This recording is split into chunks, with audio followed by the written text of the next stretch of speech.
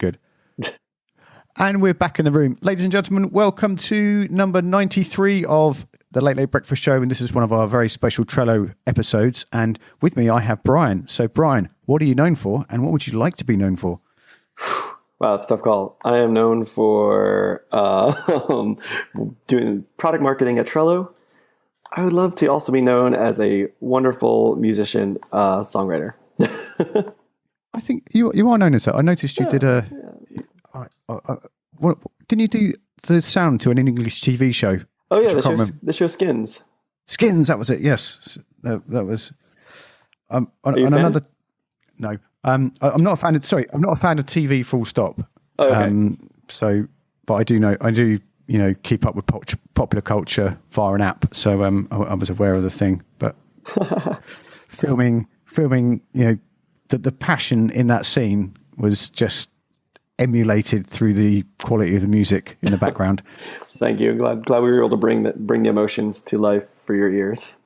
But we're not here to talk about skin today. We're here to talk about... That sounds like it's a porno podcast. Just before we came on, I don't know why this popped in my head, but I've started, so I'll have to go with it. Just before I came on, I was searching jobs on Upwork, and one said we're an adult content site. We're looking for people to write, hot literature about us, and it's the way they called it, hot literature. That and I did notice there was 53 applicants for that job. Wow. So what does that tell you about the online market? But we're going to pivot from there to I want to talk about ask you, because I've got no qualifications to talk about it. I'd like to ask you about repeat cards today, because that's something that's been around 2 weeks in. Yeah. And just obviously I'm asking on behalf of someone else, but Likely story. Got no clue how to use them, and how do I get set up with them? How do I repeat them? And you can elaborate as much as you like, but I'm thinking more of like I produce a lot of content, so it's like weekly newsletters, weekly blogs, weekly podcast updates. So how can I go from there? So the floor is yours, sir. All right. So first off, you could just go any team board, go into the menu, and click on power ups in the board's menu, and just enable a card repeater. And what card repeater does is exactly what it says. It creates a copy of a card, either daily, weekly, monthly, or yearly. So it just, as you mentioned, it just went out of beta 2 weeks ago, and it's something that we're still love getting some feedback on how people are using it and what they'd like to get out of it. But right now it's pretty, just like a bare bones power up that just automates, those repetitive tasks for you. So you're not stuck having to worry about it all the time. All you have to do is you just enable it on a card. So you just click the repeat button on the back of a Trello card, and you set up, if you wanted to repeat daily, weekly, what time, monthly, based on the day of the month, yearly, for those once a year kind of things. And then you can pick what list you want the card to be repeated on, where you'd want the copy to be made, and whether you want it to be at the top or bottom of the list. So it's super simple. And basically the things that get copied on a card are members, checklist items, descriptions, and attachments. And so they all get copied from that parent card. So is it a reoccurring task card, or is it a repeating card?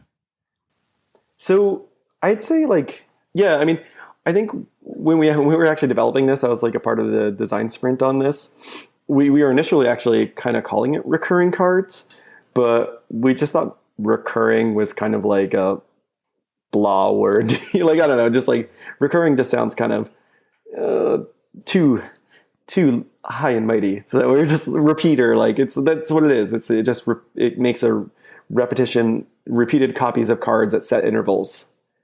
And so, I guess I think it's most useful for repeat tasks you're doing on a regularly scheduled basis. Like you were mentioning with podcasts or, blog posts. If you're going to do maybe you're going to publish a blog post every Wednesday, and you have a checklist set up on a card for, how you want to, maybe all the steps for getting a blog post ready and getting it ready for social media sharing. So, you can set up this card and have it on your board, and then it'll automatically just maybe get copied. A copy will appear, in your to-do list every Wednesday that reminds you that, you have to get your blog post out, and here's the steps to do it. And so, it's just a way that you can develop a process without having to really overthink things. So I can have my, Bernie email card, and then I can make a checklist on it. Yep. And then tick those things off as I go. And then it will just magically appear the next time I need it with a clean board. Or clean checklist? A checklist of an unticked checklist. Yep, totally. So how do I just leave that card and it will reintroduce itself at the appropriate moment, or do I? Because I had this. This is one of my big questions. Is I wanted to tick done. But what do I do with the actual card? Because I've got it's not repeating like I thought it would. Wait, one of your cards is not repeating like you thought it would? Yeah. What's happening? Well, doctor. I'm now going to... So this is strictly confidential. Yeah. No one's listening. So, so it was the 21st of September was my email card to send. And so I clicked repeat weekly on a Tuesday. Mm-hmm. And it's in the list email, and it's a position top, and I click save. Mm-hmm. And when it got past last Tuesday, nothing happened. Really? I completed the task, but nothing happened. I didn't get a... Didn't pop up where it's supposed to. Did you archive the card or move it to a different board or anything? I didn't archive it. I didn't move it to a different board. That sounds... fishy. That sounds like to be honest, that sounds like a strange bug. That sounds like something that you should email us about so we can look into it. I will. Okay. Because I don't know what's up there. I can try and set it up again and see how it goes. So my next after that live service service call, what are good things to use the repeat card with in terms? Are there any other apps that work really well? What do you mean by apps? Like use cases? Oh, use cases. I was like apps, like integrations. Apps is just thrown around so much. Yep. Yeah. For our team, one thing we do is our marketing team now is we're about 12 people, and so we have a shared marketing board that kind of is an overview, and every week we have a card that's week of in parentheses date, and everyone just kind of creates a checklist every week of what they're working on that week. So anyone can just kind of open this one card and see what the entire team is up to, just to kind of, in case you want to reach out to someone about some specific thing or keep tabs or whatever you're doing. So I set up a card that has an empty checklist for everyone. And then all the board members are on, all the marketing people are on the card, and it just gets copied into our team or this week list on our marketing team board. And then that way, it's always made every Monday morning at 7 a.m. And all I do is I just go in and change the date in the parentheses. It'll say date, so I'll change it to week of September 26th or week of October 3rd or whatever. And then it's all set up. So, no one has to think about it. Everyone just hops right into the board when they get in the morning and they start planning out their week. So that's one way that we use it. It's actually one of the most useful ways for me to use it is just kind of, recurring tasks, like you said, with a blog post, newsletter stats, maybe just kind of, we want to we send a newsletter just at certain intervals, and we want to check those stats. So setting up the reminders for that kind of stuff. I'd say, one tip, actually, this is kind of a little bit, this is going away from use cases, but I think it's also really useful if you have, I like to have a list, a separate list for all my repeating cards to sit on a board. And I might just be off to the right, out of view. but I have a list of just of my repeating cards. So they're all like organized in one place, the parent cards. And then I just assign the list for them to repeat to on the board. Like, so I might have a list of like all the way on the right. That's just like, regular tasks. And all my parent repeater cards will be on there set up to go. And then they'll just automatically create cards on the list that they're designated on. But this way I find it's like visually less distracting for me. So because that was in your blog post, wasn't it? That about having a list. Yeah. To put them all about.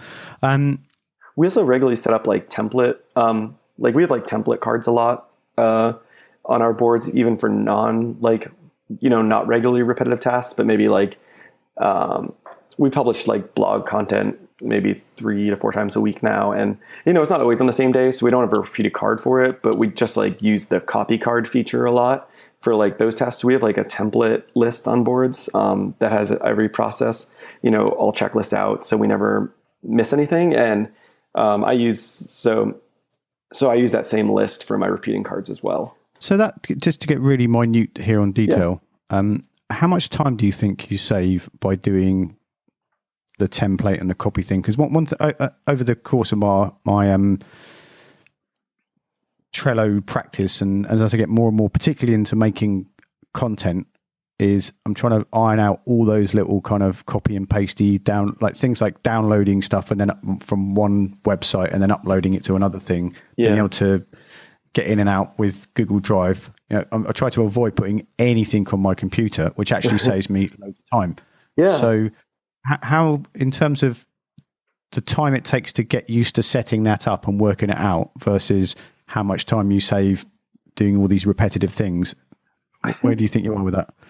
I think it's like, it's not always a matter of like, it definitely like saves, easily like 5 to 15 minutes just not recreating a card, depending on how many checklists I'm creating and whatnot. But I think the most important things are like, by having an automated process, it like frees up me mentally so I can be more productive because I don't have this like minutia to think about. Like I can just open my marketing board every Monday and that card is already there. I never have to think about that anymore. So I think that's like a big time saver, but like a hard to measure time saver because it's like, it's really just making my brain more productive. And I also think that the other benefit of having copying cards and having a repeat is that if you're redoing a checklist all the time, you might forget a step. We like have a really, we refine our process a lot every time we publish a newsletter, or every time we have a very thought out step-by-step process so that we don't make mistakes. And if there's a worst case scenario that someone has to jump in and fill in for someone else and they've never done it before, like all the steps are laid out. So if you're creating a new card every time for every task, it's real easy to like leave out, I forgot to look in Litmus and see how the layout for this newsletter looks. Like you might just like mentally skip that and then not do that. And then next thing you know, like in Outlook 2014 or whatever, like your email looks like garbage. So it's just like, I think it's just copying, developing and refining a process and then copying that process. It saves a lot of time because you're less prone to make mistakes. And ultimately that's going to like save you time in the future.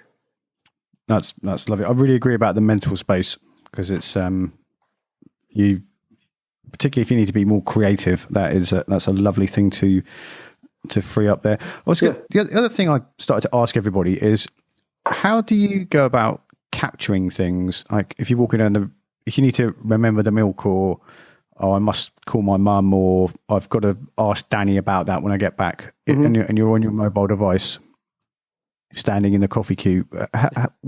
What do you do? Do you like add it to? Do you email yourself, or email a board, or have one Trello board that you do all that on, or use another application? No, I tend to I have a board that's, oops, that was a crazy Slack reminder sound. I don't know if that picked up on your end, but I have a board that I set up that's kind of a mix of work things I'm doing and freelance kind of like music stuff I'm doing and like just general to-dos. I have a board where I keep it all together, and then on my like iPhone, I just kind of I love the there's like 3D touch on iPhones. Yes, I do. Like there's like a way to like I use that board a lot. So with 3D Touch, I can, if you use 3D Touch and you press the Trello icon, you can like quickly access like your 3 most recently visited boards. So I just like can use that to quickly access board, or like I have the Trello widget, which also shows like recent boards. So I just use those a lot and just can hop right into the board. I didn't know that it was on the 3D Touch thing. It's pretty cool. I've got to put my phone down now because I started playing. I was about to like start setting it up while I was talking to you. So that's a little note. Can you say a little bit about that? Because that's another, just like no one used to know about the calendar in Trello. The widget is, I'm amazed at how many people don't even know how to do that. Oh yeah, no, I'm not as versed anymore with Android. But if you're on like iOS 10, and you swipe right, there's a Trello widget that you can add, and it shows like your 3 most recent boards. But you can also like right from the widget, like create a card. You can take a picture and attach it to a card. You can attach something from a clipboard. Like just all right there without having to hop into the Trello app, and that saves a lot of time for me. And same thing with the 3D Touch. You can see recent boards. You can see notifications and stuff, all like without having to go into the app.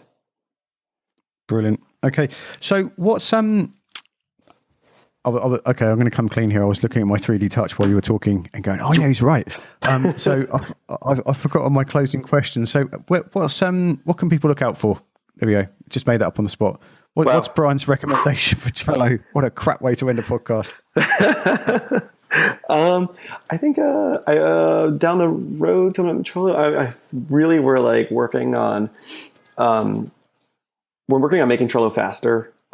Just like all ways to make a Trello like just like faster in the web browser, load board and the mobile apps load boards faster. One big mobile project we're working on is offline sync, and so and actually like if anyone wants to ever beta test it, if you're in the app and you go to you open the Trello app and you go to your account, there's an option for sync. And you can actually start using boards offline, so you can add cards offline and stuff. Oh my god! This is very beta. I want to warn everyone that there is the risk of data loss. So, it says warning: sync is experimental. When enabled, certain edits are possible without a network connection. These edits may be lost if you do not connect to a network for a long period of time.